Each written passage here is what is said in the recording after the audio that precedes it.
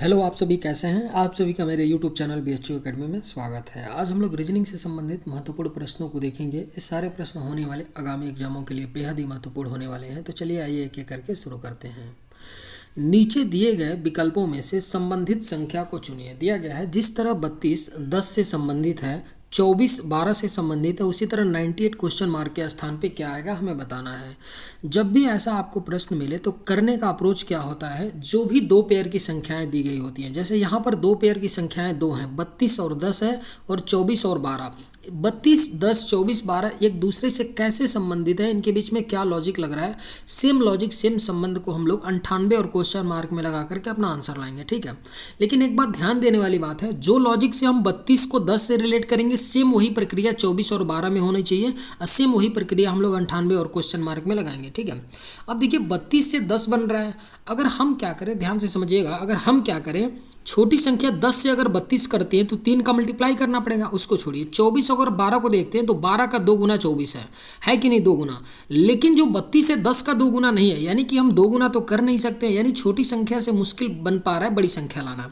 अगर बड़ी संख्या से छोटी संख्या लाने का प्रयास करें तो 32 से 10 कैसे बनेगा। कुछ नहीं करते हैं, 32 का जो डिजिट है ना उसका सम कर देते हैं, तो 3 और 2 का सम कितना हो जाएगा, तो 5 हो जाएगा, और 5 में 2 का मल्टीप्लाई कर लेते हैं। ठीक है, तो कितना आ गया, 10 आ गया।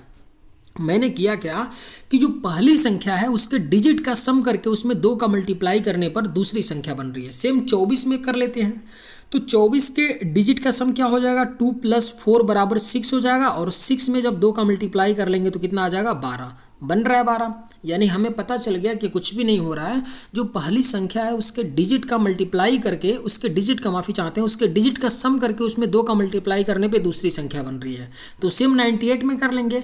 अब 9 और 8 का सम करेंगे तो कितना आ जाएगा, 17 आएगा, और 17 में 2 का मल्टीप्लाई कर देंगे तो कितना आ जाएगा, 34 आएगा। यानी क्वेश्चन मार्क के स्थान पर आपके क्या आएगा, 34 आएगा, और 34 किस ऑप्शन में दिया गया है, ऑप्शन नंबर सी में। तो राइट आंसर क्या हो जाएगा, ऑप्शन नंबर सी हो जाएगा।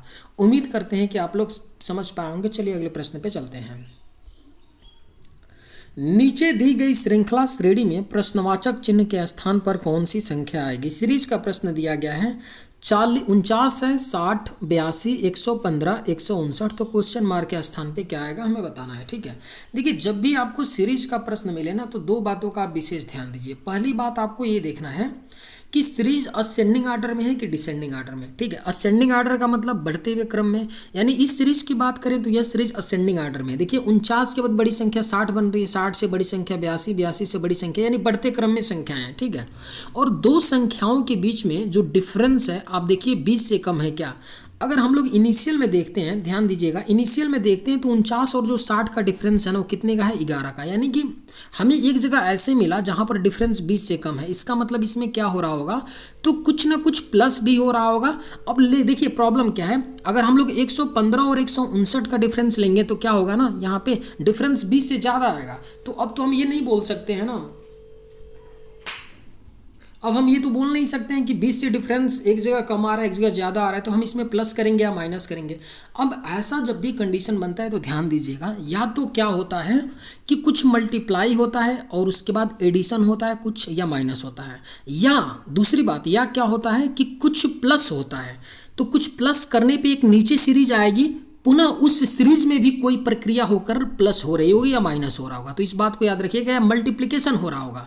तो 2 कंडीशन बनता है, दोनों कंडीशन को आप लोग याद रखिएगा। तो हम लोग यहाँ पे क्या करते हैं, हम क्या करते हैं कि यहाँ पे डिफरेंस लेते हैं। ठीक है, तो 49 से 60 हो रहा है, प्लस 11 करने पे 49 में 60 आ जाएगा, और 60 से 82 हो रहा है, प्लस क्या कर दें तो हम अगर हम 22 कर देते हैं तो 82 बन जाएगा, और पुनः 82 से 115 हो रहा है, इसमें प्लस कितना कर देंगे, 33 कर देंगे, और पुनः 115 से 159 हो रहा है ना, तो इसमें कितना कर देंगे, प्लस 44 ऐड कर देंगे तो 159 आ जाएगा। ऐड करके देख लीजिए, 5 4 9 4 1 5 159। अब देखिए मैं बोला था ना कि जब भी ऐसा मिलेगा कि एक जगह तो डिफरेंस 20 से कम है एक जगह ज़्यादा है, तो हम इतना तो श्योर नहीं है कि बस प्लस होगा या माइनस होगा। उस कंडीशन में क्या होगा, प्लस गुणा भी हो सकता है और प्लस माइनस दोनों होगा, या क्या होगा कि जो हम एक बार डिफरेंस लेंगे उसके बाद भी ये कोई ना कोई सीरीज बनेगा। ठीक है, तो अब यहाँ पे देखने पे पता चल रहा है कि जो 11 से 22 बन रहा है ना, तो इसमें क्या हो रहा है, प्लस पुनः 11 हो रहा है, पुनः 22 से 33 हो रहा है, तो पुनः क्या हो रहा है यहाँ पे +11 हो रहा है, और 33 से 44 हो रहा है, यहाँ पे पुनः क्या हो रहा है 11 हो रहा है। तो अगली बार भी तो 44 में +11 होगा ना, यानी क्या आ जाएगा यहाँ पे 55 आ जाएगा, और यही +55 हम जोड़ेंगे किसमें, तो 159 में, तो जोड़ेंगे तो कितना आ जाएगा 9 5 14 और 5 5 10 1 11 और 1 1 2 214, यानी क्वेश्चन मार्क के स्थान पे क्या आएगा 214, और किस ऑप्शन में दिया गया है, तो ऑप्शन नंबर ए में। करेक्ट आंसर क्या हो जाएगा, ऑप्शन नंबर ए हो जाएगा। एक चीज़ और आप देख सकते थे, थोड़ा सा अगर आप एफिशिएंट हो जाएंगी तो आपको यहीं पे दिख रहा था कि 11 से 22 हो रहा है, यानी 11 का पहाड़ा चल रहा है, 11 से 22 पुनः 33, 11 चौक 44, 11 25, यानी अगली बार 55 आएगा। सिंपल सी बात है, आप यहीं देख सकते थे। नीचे की प्रक्रिया नहीं भी करेंगे तो आप आसानी से आंसर ला देंगे। उम्मीद करते हैं कि आप लोग समझ पाए होंगे। चलिए अगले प्रश्न पे चलते हैं। नीचे दिए गए विकल्पों में से विषम शब्द का चयन कीजिए। 4 शब्द दिए गए हैं, इन शब्दों में से हमको बताना है कि 3 शब्द किसी न किसी प्रकार से एक दूसरे से संबंधित होंगे, और एक शब्द क्या है इन चारों शब्दों में क्या है, एक भिन्न है। तो भिन्न का हमको पता करना है। ध्यान से अगर चारों शब्दों को देखने का प्रयास करेंगे तो पहला शब्द क्या दिया गया है, तालाब और झील दिया है, दूसरा पिस्तौल बंदूक, तीसरा कार बस, और चौथा चर्च स्मारक। ठीक है, अब देखिए तालाब और झील की बात करें ना, तो दोनों में क्या होता है, दोनों तालाब में भी पानी होता है और झील में भी पानी होता है, यानी ये दोनों ऐसी चीज़ें हैं जिनमें पानी ही होता है कि नहीं, बिल्कुल होता है। पिस्तौल और बंदूक की बात करें तो दोनों एक ऐसी चीज़ें हैं जिनके अंदर गोली होती है, यानी गोली चलता है, जिन दोनों का प्रयोग करके गोली का इस्तेमाल किया जाता है। पिस्तौल से भी आप गोली मारते हैं, बंदूक से भी आप गोली चलाते हैं। तालाब में भी पानी होता है, झील में भी पानी होता है, यानी जो भी 2 शब्द दिए गए होते हैं ना, वह एक ही चीज़ के घोतक हैं। ठीक है, उसी तरह अगर कार बस की बात करें तो दोनों में क्या होती है, सवारी ही तो बैठती है ना, यानी सवारी ही तो बैठती है। कार में भी सवारी बैठता है, पैसेंजर बैठता है। ठीक है, बस में भी क्या होता है, तो पैसेंजर बैठता है। लेकिन अगर ऑप्शन डी की बात करें, चर्च और स्मारक की, तो स्मारक बिल्डिंग को बोलते हैं जिसमें लोग रहते हैं। स्मारक क्या बोलते हैं, लोग रहते हैं। स्मारक लोग रहते हैं, बिल्डिंग को बोलते हैं जिसमें लोग रहते हैं। एक वो भी स्मारक ही होता है, जो पुराने समय के जो किले वगैरह होते हैं उनको भी स्मारक ही बोलते हैं। ध्यान दीजिएगा, वहाँ पे कोई लोग नहीं रहता है, लेकिन वहाँ पे घूमने के लिए टूरिस्ट वगैरह लोग जाते हैं कि नहीं। लेकिन चर्च की बात करें तो चर्च ऐसा स्थान है जहाँ पर क्या होता है, लोग प्रार्थना करते हैं, पूजा करते हैं। चर्च में क्या किया जाता है, प्रेयर किया जाता है।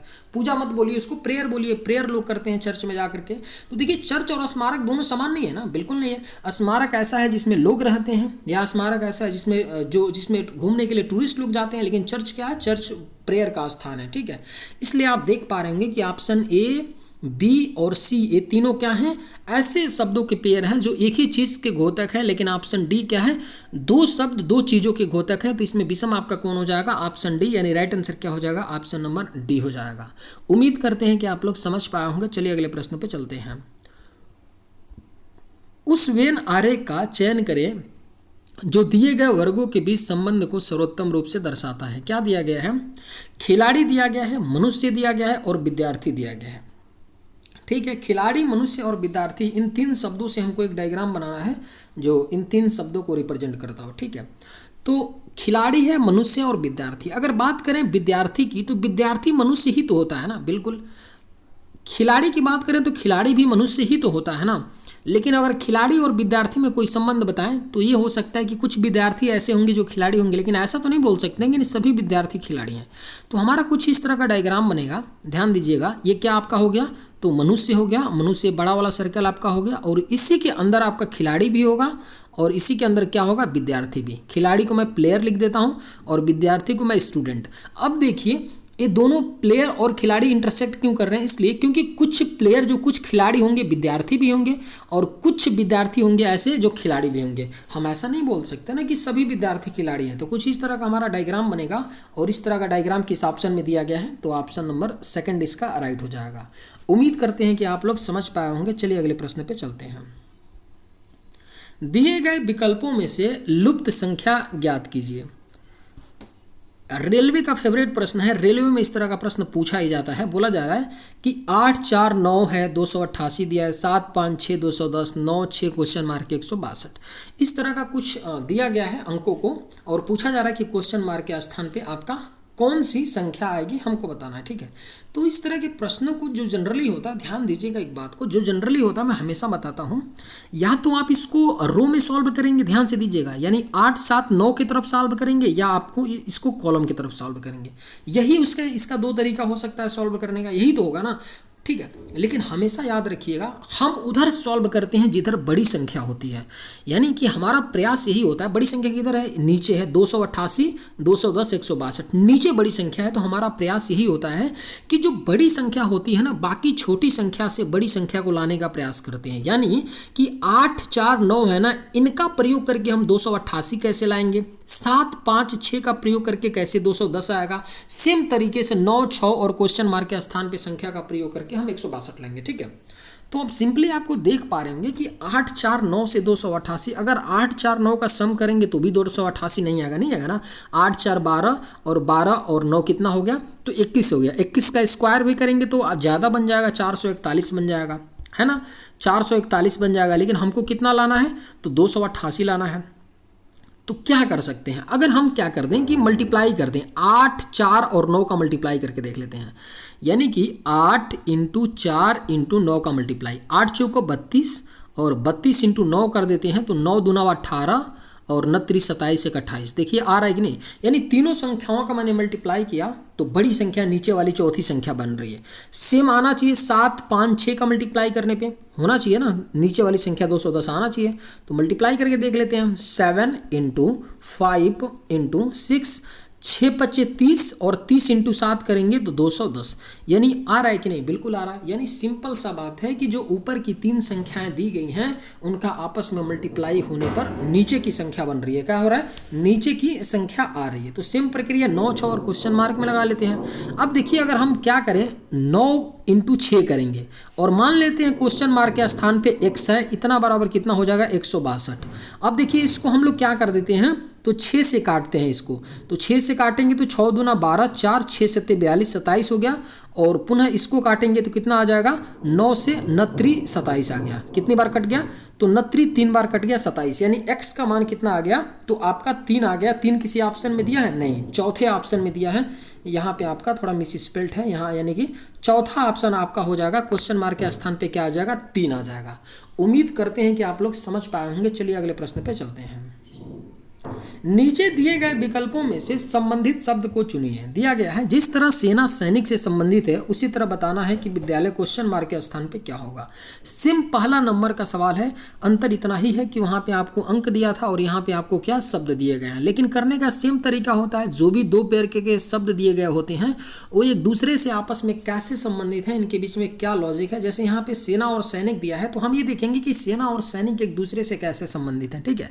सेम संबंध को हम लोग विद्यालय और क्वेश्चन मार्क में लगा करके अपना आंसर लाएंगे। ओके, अब देखिए सेना और सैनिक की अगर बात करें, ध्यान दीजिएगा, सेना और सैनिक की बात करें तो सेना की अगर बात करते हैं तो सेना में क्या होते हैं? सेना में क्या होते हैं? सैनिक ही तो होते हैं ना। सेना जो होता है, जैसे अपने यहाँ की जो फोर्स है उसमें क्या होते हैं? तो सैनिक ही तो होते हैं ना, सैनिक ही तो काम करते हैं ना। कोई ऑफिसर होता है तो कोई क्या होता है, सिपाही होता है। लेकिन सेना में जितने भी होते हैं लोग होते हैं उनको समूचे तौर पर सैनिक ही तो बोला जाता है ना। उसी तरह विद्यालय में कौन होता है? तो विद्यालय में सिंपल सी बात है, छात्र ही तो पढ़ते हैं ना। विद्यालय में छात्र ही तो पढ़ते हैं ना। यानी राइट आंसर क्या हो जाएगा? ऑप्शन नंबर सी हो जाएगा। अब ये मत बोलिएगा सर विद्यालय में टीचर भी तो होता है। देखिए हम मेजोरिटी पे हमेशा बात करते हैं, यानी कि जो बड़ी चीज़ें होती हैं उस पर हम हमेशा बात करते हैं, ठीक है।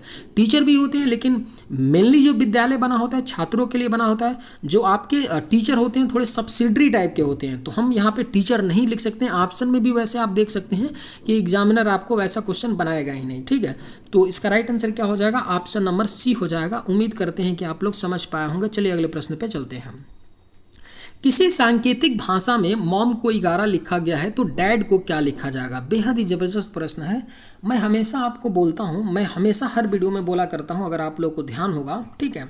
आप लोग इसको 1 मिनट के अंदर ट्राई कीजिएगा बना करके। अगर बन जाता है तो समझिए आपकी पकड़ अच्छी है रीजनिंग पे, ठीक है। 1 मिनट आप पॉज वीडियो कर लीजिएगा, फिर से बनाने का प्रयास कीजिएगा। ओके, अब देखिए मैं हमेशा बोलता हूँ कि जब भी किसी लेटर के पेयर को किसी नंबर से कोड किया गया हो, यानी देखिए मॉम लेटर के पेयर को 11 किसी संख्या से कोड किया गया हो, तो मैं हमेशा बोलता हूँ कि कुछ भी नहीं होता है, प्लेस वैल्यू का गेम होता है।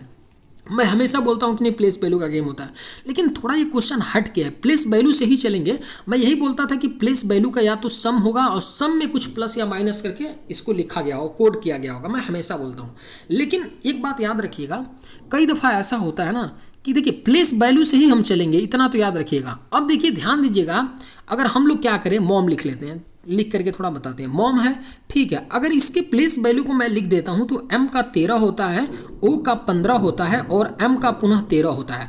अगर इन सबका मैं सम कर दूं, ध्यान दीजिएगा, तो ये क्या बन जाएगा, तो आपका 41 बन जाएगा, जो कि यहाँ 11 दिया है, बहुत बड़ी संख्या बन रही है और यहाँ छोटी संख्या आ रही है। तो अगर आप थोड़ा सा ऑब्जर्व करेंगे, क्योंकि मैं बोला था कि प्लेस वैल्यू से ही चलेंगे, लेकिन थोड़ा सा हमें सोचना पड़ेगा, दिमाग लगाना पड़ेगा, क्योंकि यहाँ पे 23 दिया है तो बड़ी संख्या दिया है, ठीक है, 11 दिया है, यहाँ पे छोटी संख्या दिया है और सम पे बड़ी संख्या आ रही है। तो अगर हम लोग प्लेस वैल्यू को थोड़ा ऑब्जर्व करते हैं तो पता चलता है कि अगर हम लोग पहले प्लेस वैल्यू यानी 13 और 13 को सम कर दें तो कितना आ जाएगा, 26, और इसमें से बीच वाले प्लेस वैल्यू को माइनस कर दें 15, तो कितना आ जाएगा, 11 आ जाएगा। यानी हुआ क्या कि जो स्टार्टिंग का प्लेस वैल्यू है और लास्ट के लेटर का जो प्लेस वैल्यू है उनका सम करके बीच वाले लेटर के प्लेस वैल्यू में से माइनस करने पे इनको कोड किया जा रहा है। तो सेम डैड में भी कर लेंगे। अब डी का प्लेस वैल्यू 4 होता है, डी का 4 होता है और ए का 1 होता है, तो पहले और लास्ट 4 का ऐड करेंगे तो 8 हो जाएगा और 8 में से बीच वाला 1 माइनस कर देंगे तो कितना आ जाएगा, 7 आ जाएगा। यानी राइट आंसर क्या हो जाएगा, option number A will be correct answer. उम्मीद करते हैं कि आप लोग समझ पाए होंगे। चलिए अगले प्रश्न पे चलते हैं। किसी घड़ी में 9:30 है तो उसी का दर्पण प्रतिबिंब समय क्या होगा। बिल्कुल एक फिक्स टाइप का प्रश्न है और एग्जाम में बार बार पूछा जाता है।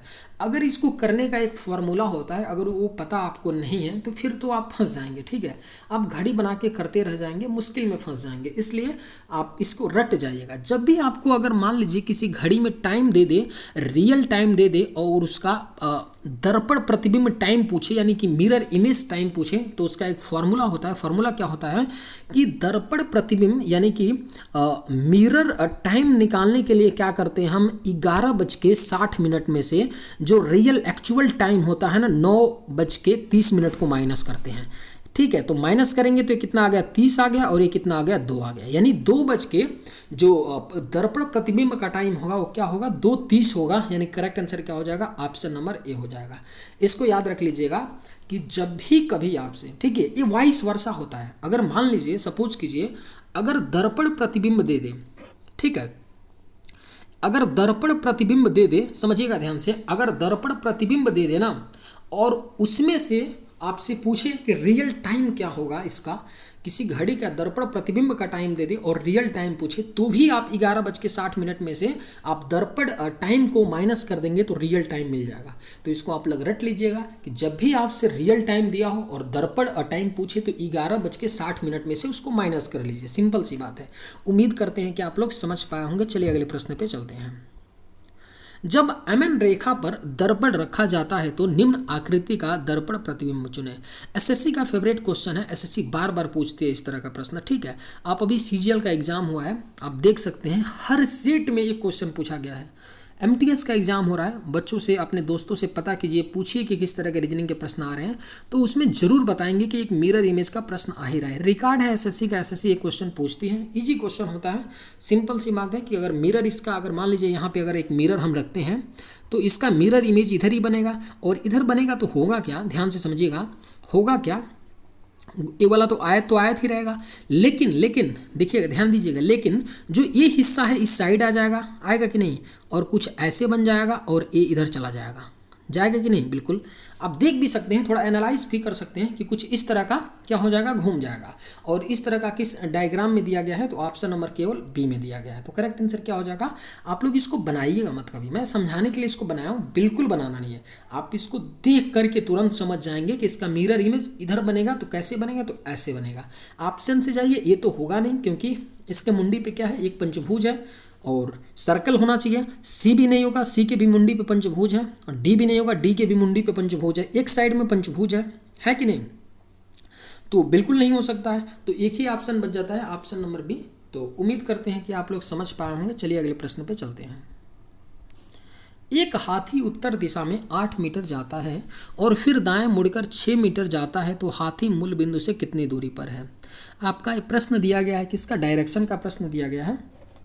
बेहद ईजी प्रश्न होता है, सिंपल सी एक बात है, आप सभी को पता होना चाहिए, फिर भी बता रहा हूँ। ऊपर क्या होता है, नॉर्थ होता है यानी उत्तर होता है, नीचे क्या होता है, साउथ होता है यानी दक्षिण होता है, और इधर क्या होता है तो आपका ईस्ट होता है। इधर क्या होता है, ईस्ट यानी पूरब होता है, और इधर वेस्ट होता है यानी कि दक्षिण होता है, पश्चिम होता है, माफी चाहते हैं, पश्चिम होता है।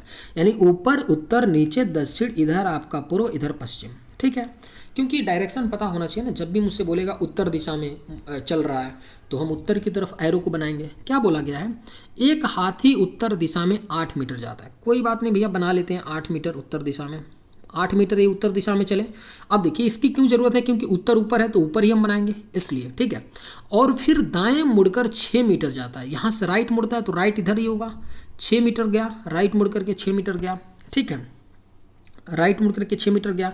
तो हाथी मूल बिंदु से कितनी दूरी पे है, यानी इनिशियल बिंदु था ये, क्या था, इनिशियल पॉइंट था ये, और ये क्या है, फाइनल पॉइंट है। इन्हीं के बीच की दूरी को पूछ रहा है हमसे। ठीक है, तो आप सभी को पता होगा। आप देखिए यहाँ से जब ये दाएं मुड़ा था तो ये क्या होगा, 90 का बनेगा। तुरंत दाएं मुड़ेगा तो 90 का बनेगा। और 8 6 जब 90 का बन गया तो ये समकोण त्रिभुज हो गया। तो 8 6 और एक और नंबर होता है ट्रिपलेट यानी 10। 8 6 क्या होते हैं, ट्रिपलेट होते हैं। 8 6 10, यानी कि अगर आपका कोई भुजा 8 है यानी बेस 8 है और आपका लंब 6 है तो कड़ क्या होगा, 10 होगा। इसको निकाल भी सकते हैं, रूट ओवर कर सकते हैं 8 का स्क्वायर और प्लस 6 का स्क्वायर, तो आपका हाइपोटेनस यानी कर्ण चला आएगा। ठीक है, 10 ही आएगा। ओके, तो इसको याद रखिएगा, ट्रिपलेट आपको पता होना चाहिए। यहाँ थोड़ा करेक्शन कर लीजिए, करेक्ट आंसर ऑप्शन बी होगा। यहाँ पे 100 दिया है तो करेक्ट आंसर क्या हो जाएगा, ऑप्शन नंबर बी हो जाएगा। आपको कम से कम ट्रिपलेट अच्छे से याद होना चाहिए, क्योंकि मिनिमम 15 अगर ट्रिपलेट आप याद किए हैं ना तो क्वेश्चन आसानी से आप बना सकते हैं। नहीं तो फिर आप ऐसे करके निकालेंगे तो उसमें टाइम जाएगा, आपको तुरंत दिखा 8 6 10 मार के आप निकल गए। उम्मीद करते हैं कि आप लोग समझ पाए होंगे। चलिए अगले प्रश्न पे चलते हैं। यदि शब्द ब्रेक डाउन के सभी अक्षरों को वर्णमाला क्रम के अनुसार व्यवस्थित किया जाए तो कितने अक्षरों की स्थिति अपरिवर्तित रहेगी। ठीक है, सिंपल सा प्रश्न है, पूछ लिया जाता है कभी कभी ऐसा प्रश्न। ठीक है, देखिए क्वेश्चन क्या बोल रहा है ना कि जो शब्द ब्रेक डाउन है ना, ब्रेक डाउन जो शब्द है इसके सभी अक्षरों को वर्णमाला क्रम के अनुसार व्यवस्थित करना है। यानी इसके कहने का मतलब ये है ना कि जो ब्रेक डाउन में शब्द हैं इनको अंग्रेजी के अल्फ़ाबेट के अनुसार, यानी अगर ए पहले आता है तो ए लोग को लिखेंगे, उसके बाद बी आता है, यानी इस क्रम में इसको लिखने पे पूछा जा रहा है कि कितने ऐसे अक्षरों की स्थिति अपरिवर्तित रहेगी। यानी ब्रेक डाउन में जिस क्रम पे हैं उसी क्रम पे इनको अल्फ़ाबेट क्रम में लिखने पर भी हैं, यानी कितने अक्षरों की स्थिति अपरिवर्तित रहेगी। तो सिंपल सी बात है, हम लोग क्या करते हैं, पहले यहाँ पे ब्रेक डाउन को लिख लेते हैं। क्या करते हैं, ब्रेक डाउन को यहाँ पे ब्रेक डाउन को लिख लेते हैं। ठीक है, अब इसको क्या करते हैं तो हम लोग अल्फ़ाबेट, अंग्रेजी के अल्फ़ाबेट के अनुसार इसको हम लोग क्या करते हैं, अरेंज करते हैं। तो पहले इसमें से क्या आएगा, ए आएगा, यहाँ पे यही तो आएगा ना। उसके बाद यहाँ बी आएगा, उसके बाद यहाँ पे क्या आएगा तो आपका ई आएगा, और उसके बाद क्या आएगा, ई नहीं आएगा, डी आएगा ना। ई के पहले डी होता है ना, तो यहाँ क्या आ जाएगा, डी आएगा, तब जा कर के आपका ई आएगा। ई के बाद क्या आएगा तो के आएगा। ठीक है, और के के बाद क्या आएगा तो आप लोग बोलिएगा कि एन आएगा। एन के बाद ओ आएगा, ओ के बाद क्या आएगा तो आर आएगा, आर के बाद डब्ल्यू। अब देखिए आप लोग देख पा रहे होंगे कि अगर के की स्थिति को हम देखें, के की स्थिति को अगर हम देखने का प्रयास करें के की, तो के का जो पहले पोजीशन था और ओ का जो पहले पोजीशन था सेम अभी भी वही पोजीशन है। यानी ब्रेक डाउन में के जिस नंबर पे था, 5वें नंबर पे था, तो इसको अंग्रेजी के क्रम में व्यवस्थित करने पर भी 5वें नंबर पे है, और वो 7वें नंबर पर था तो यहाँ पे भी 7वें नंबर पे है। यानी 2 ऐसे अक्षर हैं जिनकी स्थिति अपरिवर्तित है। तो करेक्ट आंसर क्या हो जाएगा, ऑप्शन नंबर सी हो जाएगा। उम्मीद करते हैं कि आप लोग समझ पाए होंगे। चलिए अगले प्रश्न पे चलते हैं। 3 जनवरी 2018 को बुधवार था, तो निम्नलिखित में से कौन से वर्ष में फिर 3 जनवरी को बुधवार होगा। आरआरबी एएलपी टीयर 1 2018 का प्रश्न पूछा गया है। बिल्कुल मस्त प्रश्न है, लेकिन सलूशन इसका बिल्कुल ईजी है। थोड़ा सा अगर मेरी बातों को, पहले वाले वीडियो की बातों को अगर ध्यान से सुने होंगे तो आप कर जाएंगे आसानी से। देखिए कह रहे हैं कि 3 जनवरी 2018 को बुधवार था, तो किस साल को 3 जनवरी को ही बुधवार पड़ेगा। ठीक है, अब देखिए आप सभी को एक बात पता होगा सिंपल सा, कि मैं हमेशा बोलता हूँ कि अगर किसी नॉर्मल ईयर के किसी तारीख से किसी उसी अगले वर्ष में सेम उसी तारीख को जाने पर दिन क्या होता है, एक दिन बढ़ जाता है। नॉर्मल ईयर में अगर लीप ईयर होता है तो किसी वर्ष के किसी तारीख से अगले वर्ष के सेम उसी तारीख में जाने पर अगर लीप वर्ष पड़ता है, पहला वाला वर्ष या दूसरा वाला वर्ष कोई भी, तो 2 दिन बढ़ जाता है। ठीक है, तो इसी कंसेप्ट का हम लोग यूज़ करके करेंगे। अब ध्यान से समझिएगा, मैं इसको उतना डिटेल में नहीं जाऊँगा, समझने का प्रयास कीजिएगा। 3 जनवरी 2018 को बुधवार है, तो 3 जनवरी 2019 को क्या होगा, तो एक दिन बढ़ जाएगा, तो कितना हो जाएगा, बुध बृहस्पति हो जाएगा, बृहस्पतिवार हो जाएगा, होगा ना। ठीक है, पुनः 3 जनवरी 2020 को क्या हो जाएगा। अब प्रॉब्लम देखिए, 2020 लीप ईयर है कि नहीं। तो हम जब 3 जनवरी से, ध्यान दीजिएगा, जब 3 जनवरी से 3 जनवरी 2020 को बढ़ेंगे ना, तो यहाँ पे हमारा एक ही दिन बढ़ेगा, क्योंकि 2020 का फरवरी, अभी हम गए फरवरी को पार नहीं किए, हम तो 3 ही जनवरी की बात कर रहे हैं, तो केवल यहाँ भी एक ही दिन बढ़ेगा। तो BFA है तो यहाँ शुक्रवार हो जाएगा, होगा ना, शुक्रवार हो जाएगा। और जब पुनः 3 जनवरी 2021 को जाएंगे, जब 2021 में बढ़ेंगे, तब यहाँ पे 2 दिन बढ़ जाएगा, क्योंकि अब 3 जनवरी 2020 से हम जब 3 जनवरी 2021 को आएंगे तो फरवरी काउंट हो गया 29वां वाला, तो यहाँ पे 2 दिन बढ़ेंगे, तो यहाँ पे क्या आ जाएगा, संडे आ जाएगा, यानी रविवार आ जाएगा। ठीक है, रविवार। उसके बाद क्या होगा, पुनः जब 2022 में 3 जनवरी को जाएंगे तो एक दिन बढ़ेगा, तो सोमवार हो जाएगा, सोमवार हो जाएगा। पुनः जब 23 में बढ़ेंगे तो क्या आ जाएगा, सोमवार से एक दिन बढ़ जाएगा, मंगलवार हो जाएगा। तो जाहिर सी बात है कि एक साल एक बार और बढ़ेंगे, जब 2024 में जाएंगे तो क्या हो जाएगा, आपका बुधवार हो जाएगा। अब देखिए, ध्यान दीजिएगा, आपका जो 2024 है ना, ये लीप ईयर है, लेकिन 3 जनवरी 2024 को अभी मैं गया हूँ, इसीलिए एक दिन बढ़ा है, न कि 2 दिन बढ़ा है, क्योंकि अभी फरवरी तो हम काउंट नहीं किए हैं। तो यानी राइट आंसर क्या हो जाएगा, option number B will be correct answer. 3 जनवरी 2024 को आपका दिन बुधवार होगा। उम्मीद करते हैं कि आप लोग समझ पाए होंगे। चलिए, आज की वीडियो में बस इतना ही। अगर आप लोगों को ये वीडियो पसंद आए तो एक लाइक ज़रूर कीजिएगा। थैंक्स।